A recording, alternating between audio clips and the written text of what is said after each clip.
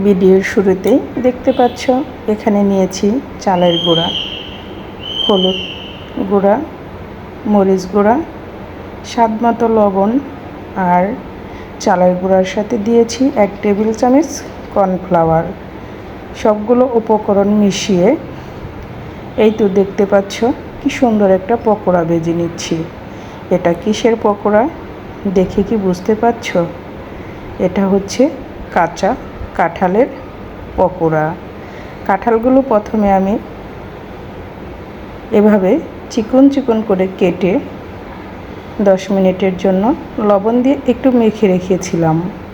তারপরে সুন্দর একটা ব্যাটার তৈরি করে তার ভিতরে এই কাঁচা এঁচুড়গুলো ডুবিয়ে তেলে ভেজে নিলাম।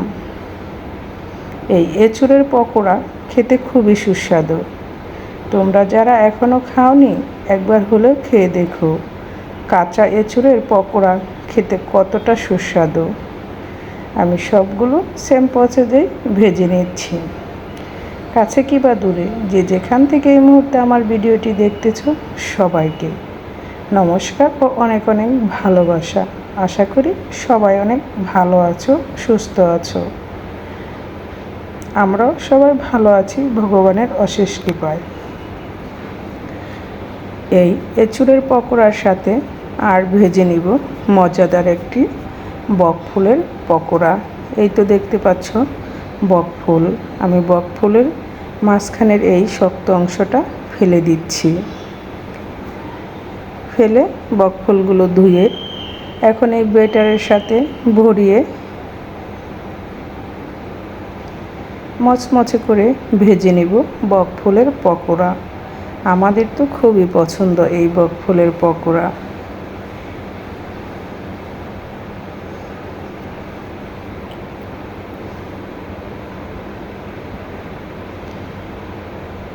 এই তো আমি উল্টিয়েও নিয়েছি সবগুলো। একটু ব্রাউন কালার করে মচমচে করে ভেজে চুলা থেকে নামিয়ে নেব। আজ কি রান্না করলাম সারাদিন সেটাই তোমাদের সাথে শেয়ার করতেছি। ভিডিওটি একটা লাইক দিয়ে কন্টিনিউ করো, একটু হলো ভালো লাগবে।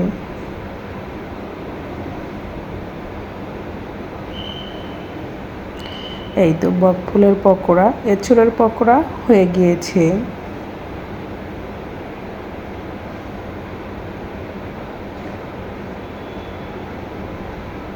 কেমন হলো এঁচুড়ের পকোড়া ও বকফুলের পকোড়া অবশ্যই কমেন্টস করে জানাবে। দেখতেই পাচ্ছ কতটা মচমচে হয়েছে আর খেতেও খুবই সুস্বাদু। চলে আসলাম আবার কড়ার কাছে। কড়াই পরিমাণ মতো তেল দিয়ে গোটা তেজপাতা ও দারচিনি এলাচ দিয়ে এখানে দিয়ে দিচ্ছি পেঁয়াজ কুচি। আজ রান্না করব মজাদার একটি পোলাও। কী পোলাও রান্না করি সেটা দেখতেই থাকো, আমার সাথেই থাকো। এখানে দিয়ে দিচ্ছি চীনাবাদাম আর কাঠবাদাম দিয়ে আবার পেঁয়াজের সাথে এগুলো একটু সময় ভেজে নেব। পেঁয়াজ চীনাবাদাম ভাজা হয়ে গেলে এখানে দিয়ে দিব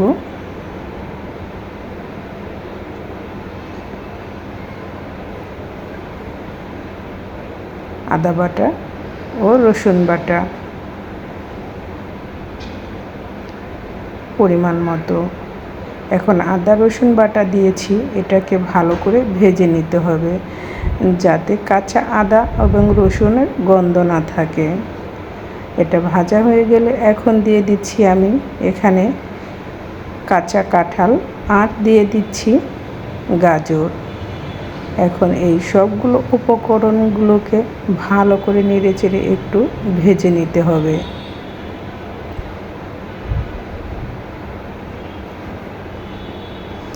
আমি কিন্তু আজ এই এঁচুড় দিয়ে প্রথম পোলাও রান্না করতেছি, তবে খেতে খুবই সুস্বাদু হয়েছিল।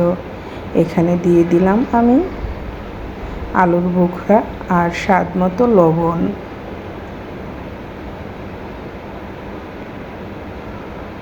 আজ কী দিয়ে এই মজাদার পোলাওটা রান্না করি সেটাই তোমরা দেখতে থাকো। ভাজা হয়ে যাওয়ার পর এখানে দিয়ে দিলাম ধুয়ে রাখা পোলাওর চাল। এখন পোলাওর চাল দিয়ে এই সব উপকরণের সাথে ভালো করে একটু আবার ভেজে নেব। ভাজা হয়ে গেলে এই চালের ডাবল গরম জল দিয়ে দিব। আমরা সবাই কম বেশি ভালোই রান্না করতে পারি, তবে রান্না হচ্ছে আর্ট। যে যেরকম করে করতে পারি ঠিক সেরকমই খেতে ভালো লাগে।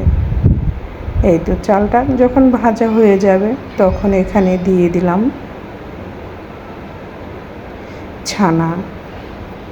এই ছানাগুলো আমার বাড়ি থেকে তৈরি করে নিয়ে আসা অরিজিনাল গরুর দুধের, এবং খুবই সফট এবং খেতেও খুবই মজাদার। এই তো কষানো হয়ে গেলে দিয়ে দিচ্ছি চালের ডাবল জল। এখন ঢাকনা দিয়ে ঢেকে চুলার আঁচটা লো মিডিয়াম আঁচে রেখে রান্না করে আবার ফিরে আসছি।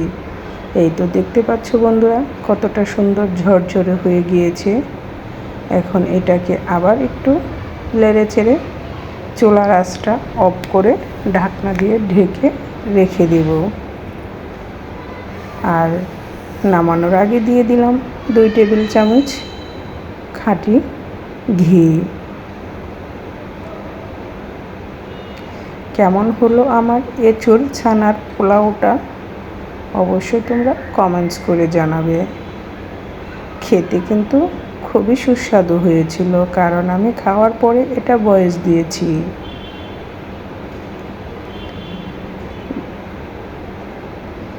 এই এঁচোড় পোলাওর সাথে আর হবে মাংস। আজ কিসের মাংস রান্না করতেছি সেটা তোমরা দেখতে থাকো। আজ রান্না করব চিকেন। এখানে প্যানের মধ্যে দিয়ে দিলাম গোটা তেজপাতা, এলাচ, পেঁয়াজ কুচি, আর দিয়ে দিচ্ছি এখন এই তো কেটে রাখা চিকেন। এটা হচ্ছে ব্রয়লার মুরগি। আর এখানে দিয়ে দিচ্ছি আদা বাটা, জিরা বাটা, রসুন বাটা। এই উপকরণগুলো দিয়ে চিকেনগুলোকে একটু ভালো করে এখন ভেজে নেব। আর দিয়ে দিব এখানে স্বাদ মতো লবণ।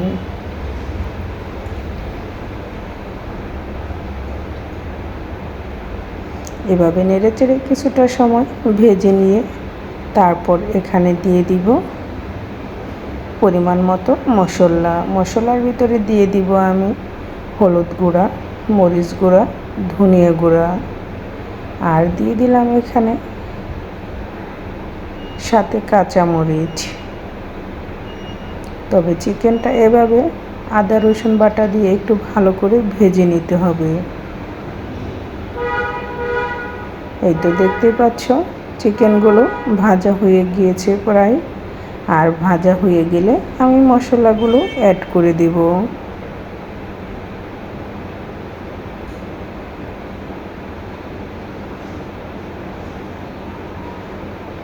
যদি আমার রেসিপিগুলো তোমাদের ভালো লাগে অবশ্যই সুন্দর সুন্দর কমেন্টস করে আমার পাশে থাকবে। আর যারা প্রতিনিয়ত আমার ভিডিও দেখো এবং অনেক সুন্দর সুন্দর কমেন্টস করো তাদের সবাইকে অনেক অনেক ধন্যবাদ। এই তো মশলা দিয়ে আবার চিকেনগুলোকে একটু সময় কষিয়ে নেব। কষানো হয়ে গেলে এখানে দিয়ে দিব অল্প পরিমাণ জল, কারণ আমি চিকেনটা আজ ভুনা ভুনা রাখবো। যতটুকু জল দিব সবটুকু জলই আবার একটু শুকিয়ে নেব, অল্প একটু থাকবে। তোমরা যারা আমাদের মতো এই ব্রয়লার মুরগি খেতে পছন্দ করো একবার হলে এভাবে ট্রাই করে দেখো, খেতে কতটা সুস্বাদু লাগে।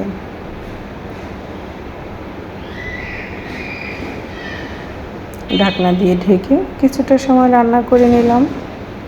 যাতে মাংসের হাড়গুলো ভালোভাবে সিদ্ধ হয়ে যায়।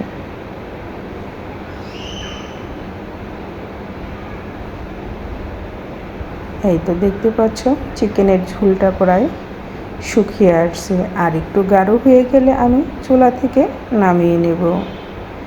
আমার চিকেন রান্নাটা শেষ, আমি চুলা থেকে নামিয়ে নিয়েছি। যতটুকু ঝোল আছে এটা ঠান্ডা হয়ে যাওয়ার পর আরও গাঢ় হয়ে যাবে।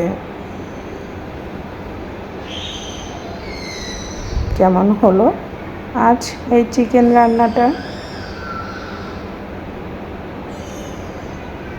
এই তো দেখতে পাচ্ছ চলে আসছে। এদিকে আমার পোলাও রান্নাটাও হয়ে গিয়েছে। পোলাওটা কতটা সুন্দর ঝরঝরে হয়ে গিয়েছে। এঁচোড় পোলাও, এঁচোড় ছানার পোলাও এখন রেডি। এখন আমি এগুলো পরিবেশন করার জন্য রেডি করব। এই তো হচ্ছে চিকেন রান্না, আর আমি এই তো প্লেটে সাজিয়ে নিয়েছি। কেমন হলো আজকের রেসিপি? সবাই ভালো থেকো, সুস্থ থেকো। আবার দেখা হবে নতুন ভিডিওতে।